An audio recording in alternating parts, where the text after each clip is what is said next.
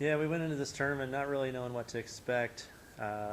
Knew it was a field similar to like an ITA regional, but some great teams there with Michigan being a top 10 team nationally, and obviously Michigan State's in the Big Ten. That's a strong conference for tennis with Marquette and a couple other teams from the Big East. It was a really solid field, and then the other team that really impressed me was Akron, champions of the MAC a year ago, but definitely stronger than they were a year ago. So we were kind of up against it. Our results would indicate that we were very competitive with those teams, but not quite there yet.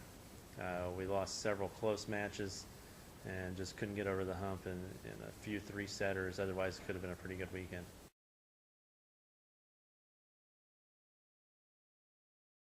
Well, Brooks got a big game, and to beat a player like Barton from Michigan State, that's a good win. That's a player that beat Amy last year in straight sets. So she went in and played very well. Brooke has a huge game, big forehand, and just good all-around game.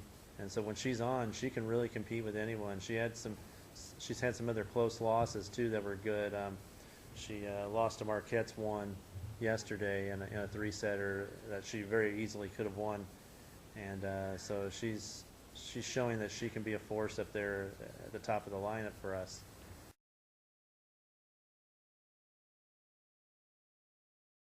Yeah, I mean, Anita went in against Barton as well from Michigan State and went three sets, ended up losing. But we feel pretty good about our lineup right now with those two at 1 and 2, likely at least for the start of the season. They have the ability to flip-flop depending on who we play. They're pretty even, but they've got different games, and we can kind of, depending on the day, kind of mix the 1 and 2s up and get the right player in the right position. So we feel pretty good about the start with those two, and then our other freshman, Marcy Huck, has been doing an awful good job. She's still trying to learn the college game a little bit, but we think she's going to come on as the season goes along and be someone that can really help us too. So the new players have really had a big impact for us.